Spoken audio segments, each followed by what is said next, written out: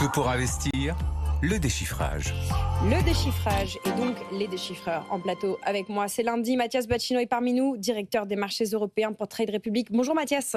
Bonjour Lorraine, bonjour à tous. Avec Gustave Sonden, cofondateur de Colbert. Bonjour Gustave. Bonjour Lorraine. On va démarrer par un déboulonnage de mythes et l'identification de réalités avec vous deux concernant notre nouvelle vie d'investisseurs soldats, d'épargnants soldats, puisque nous sommes tous évidemment concernés par la situation géopolitique de notre pays, j'espère pas seulement depuis quelques semaines, mais globalement. Néanmoins, certains pensent que notre épargne est menacée. À tort ou à raison, qu'est-ce qu'il faut dire ce matin ? Déjà, ce qu'on peut dire, c'est que moi, en 20 ans de carrière, c'est bien la première fois que je parle du secteur de la défense. C'est-à-dire que ça fait 20 ans que je parle de ces sujets d'épargne et d'investissement bientôt. Je n'ai jamais parlé du secteur de la défense comme d'une possibilité d'investissement pour les gens. Pourquoi ? Parce que, historiquement, depuis les années 90 et 2000, c'est un secteur dans lequel investir n'est pas bien vu. Donc, le premier élément qu'on peut dire, c'est qu'il y a un changement de modèle énorme qui va poser beaucoup de questions, entre autres autour de la thématique de la RSE. C'est-à-dire les labels, par exemple, ISR, qu'est-ce qu'on en fait vis-à-vis du secteur de l'investissement dans l'armement ? Donc, premier blocage, évidemment, pour permettre aux particuliers d'investir dans ce secteur-là, c'est est-ce que c'est bien ou mal ? Et ça, c'est une vraie question à laquelle on n'aura pas la réponse ce matin, mais qui est celle qui est posée aujourd'hui. Donc, c'est un énorme sujet. Ensuite, il va y avoir la question du comment. Donc, a priori, il n'y a pas de cas actuellement dans la loi telle qu'elle existe où le gouvernement peut saisir l'épargne, prendre l'argent. Ils peuvent empêcher les retraits de l'assurance vie, par exemple. Ils peuvent flécher une partie du livret A ou demander aux assureurs de flécher une partie des fonds en euros vers ce secteur-là, mais ils ne peuvent pas saisir l'argent des gens. Donc la question qui va se poser très vite, c'est comment on fait ? Comment on fait ? On en parlait avec Gustave avant d'entrer en plateau. Une obligation d'État française dédiée à ça pourrait faire du sens à condition qu'elle soit défiscalisée. Est-ce qu'elle peut être éligible, par exemple, au PEA exceptionnellement ? Donc, il y a beaucoup de questions qui vont se poser sur comment faire. Pour bénéficier de ça, il y a celles et ceux qui vont investir dans le secteur de la défense pour bénéficier de la hausse de la valorisation des entreprises. Mais pour contribuer à l'effort de défense, ça ne suffit pas. Pour contribuer à l'effort de défense, ce qu'il faut, c'est apporter des capitaux au gouvernement pour qu'il passe les commandes d'armes. Et donc, c'est ça, ce fameux grand emprunt. Voilà, quelle forme il va prendre ? Est-ce que ce sera par exemple une obligation ? C'est pour moi la grande question des jours à venir. Ce qu'il faut, c'est rassurer, à mon avis, les particuliers. Il n'y a pas de raison qu'on les force à le faire. Il y a suffisamment de capitaux disponibles en Europe. Il y a suffisamment de capitaux non investis en Europe. Et il y a suffisamment de gens qui ont envie d'investir dans ce secteur-là, soit par conviction, soit par opportunisme, pour qu'il ne soit pas nécessaire de saisir l'épargne des particuliers. C'est ce que je voulais poser ce matin. Maintenant, quelle forme ça va prendre ? Et est-ce que ce sera défiscalisé ? Peut-être que pour une fois, face à l'urgence, on n'accouchera pas d'une usine à gaz. Bien ou mal, c'est tout le débat, puisque finalement, le monde n'est pas binaire. On n'est pas blanc ou noir. La défense, c'est pas blanc ou noir, c'est plein de gris, de tons de gris. Gustave, qu'est-ce que ça vous inspire ? Comment Comment vous répondez à la question comment ? Déjà, c'est très binaire, le monde de l'investissement. Donc, ce comment, il est justement complexe parce qu'au-delà de l'opinion qu'on peut se faire de la défense, typiquement, un ETF ESG discriminait par défaut le secteur de l'armement. Donc, le comment, ça va être déjà est-ce qu'on réenvisage la manière dont on peut intégrer ce secteur-là dans des produits qui soient vertueux ? Et c'est quand même très compliqué, même mentalement, c'est un vrai changement de paradigme. On passe d'un monde où armement, pornographie, tabac, par exemple, étaient systématiquement exclus d'un ETF dit ESG. Aujourd'hui, est-ce qu'on va se dire armement, oui, mais armement européen ? Enfin, il y a tout un tas de conditions qui vont devoir être posées et il y a un vrai changement de la réglementation qui doit être fait. Ensuite, le comment, si vous voulez, il y a deux choses. Il y a le comment on finance l'effort de guerre pour les Français. Ça, c'est finalement le passif. Et donc, pour aller chercher le passif, c'est-à-dire la source de financement, il y a la sollicitation d'un emprunt auprès des Français, comme ça avait été le cas en 93, avec beaucoup de succès sous Balladur, où on avait mis en place justement une obligation qui avait été placée pour 110 milliards de francs à l'époque, en peu de temps, et qui avait été plutôt rémunératrice pour ceux qui avaient souscrit, avec un certain nombre d'avantages fiscaux, dont peut-être d'ailleurs une éligibilité au PEA dès ce moment-là, à confirmer. Mais donc ça, c'est le passif. Et ensuite, il y a l'actif. Et le problème, si vous voulez, c'est que l'actif, ça appartient à des sociétés privées. C'est-à-dire, c'est les sociétés d'armement. Et le passif, il est pour nous, les Français. C'est-à-dire que nous, on va s'endetter, on va continuer à creuser notre déficit. Et l'actif, on le voit déjà depuis quelques semaines, les sociétés d'armement, elles, si vous voulez, profitent pleinement de ces carnets de commandes. D'armement et puis de tout ce qui est écosystème lié à la défense. De la défense, on va dire. Mais en tout cas, en Europe particulièrement, d'ailleurs, au détriment des sociétés américaines, depuis quelques semaines, il y a une vraie appétence des marchés financiers pour ces valeurs-là. Donc, on voit, en fait, au passif, des États qui continuent de s'endetter et à l'actif, plutôt des sociétés d'armement qui s'enrichissent fort. Donc, il y a une forme quand même d'harmonisation qui va devoir être trouvée, je pense, pour que ça soit vertueux pour tout le monde. Parce qu'à mon avis, ces sociétés d'armement en bénéficient quand même beaucoup. Et si on veut que ce soit vertueux pour tout le monde, on pourra peut-être dire à celles et ceux qui voudront investir ou en tout cas contribuer à cet effort de défense, donc au passif, via potentiellement une obligation d'État, d'investir également dans un ETF sur le secteur de la défense européenne s'ils le souhaitent. Encore faudrait-il qu'il y ait un ETF 100% Europe, parce qu'on n'y est pas pour l'instant. Et il va sans doute en avoir un dans les jours qui viennent, à mon avis, si les émetteurs d'ETF suivent l'actualité, ce que je crois qu'ils font. Donc je ne serais pas étonné qu'on voit surgir toute une gamme d'ETF dans le secteur de la défense européenne. Mais si on veut que l'argent investi donc au passif soit utile à l'actif des particuliers, il faudra qu'ils investissent aussi dans cet ETF, évidemment. Il y a l'investissement financier et puis il y a les autres formes d'investissement. Je vous renvoie à l'effort de mobilisation décrété par les États-Unis entre 1941 et 1945, avec un effort de production exceptionnel, avec l'allongement de 5 heures hebdomadaires de travail dans l'industrie manufacturière. Ça fait réfléchir.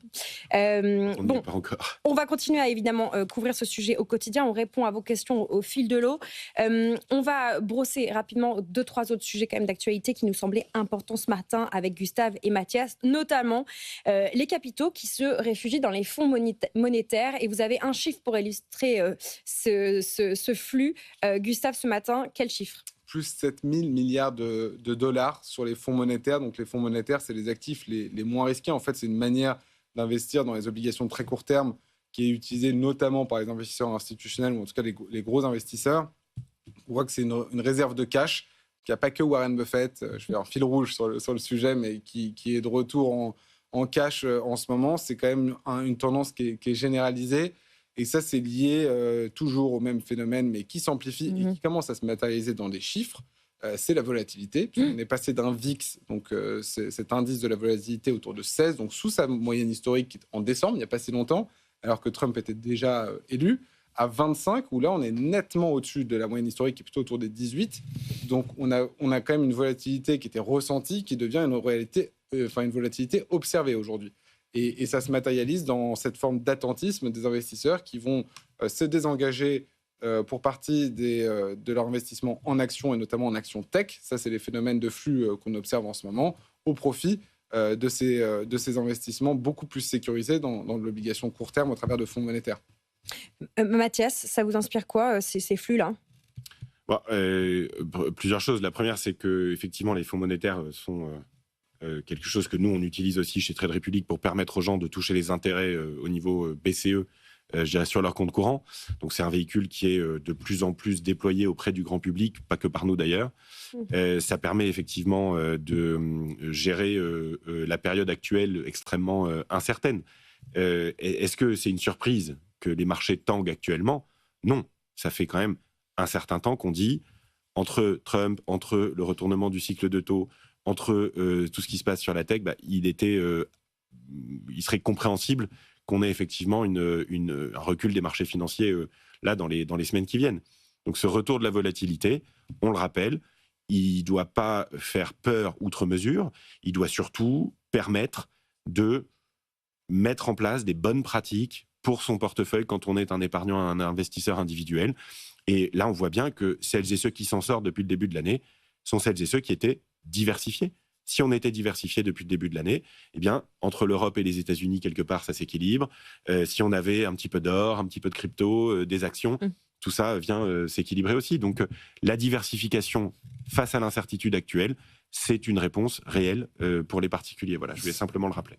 Important, ce mot-clé de diversification. Justement, vous parlez de crypto. Pour ceux qui se sont diversifiés peut-être un peu trop en crypto, Bitcoin s'est fait malmener ce week-end. On est de retour dans la zone des 82 700 points.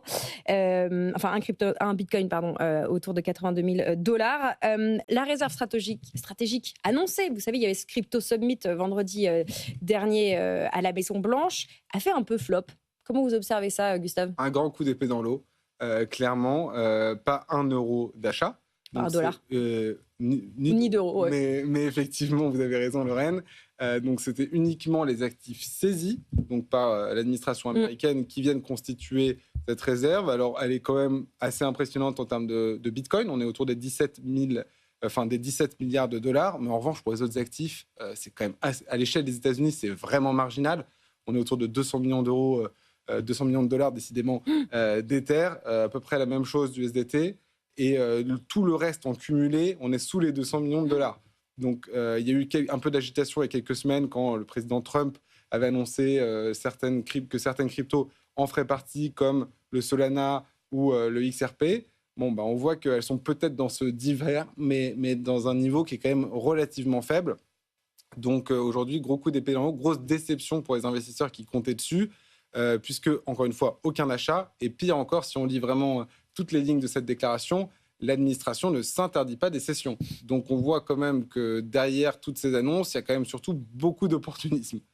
Sauf sur Bitcoin. C'est-à-dire que là, on différencie quand même, donc ça fera plaisir évidemment aux Bitcoin maximalistes, mais il a différencié Bitcoin sur lesquels les ventes ne sont pas prévues. Sur les autres cryptos, effectivement, des ventes peuvent intervenir, mais pas d'achat. À cette exception près que l'administration est autorisée, si elle trouve des stratégies neutres du point de vue du budget de l'État, à faire d'autres achats de Bitcoin, mais à condition que ce soit une stratégie neutre.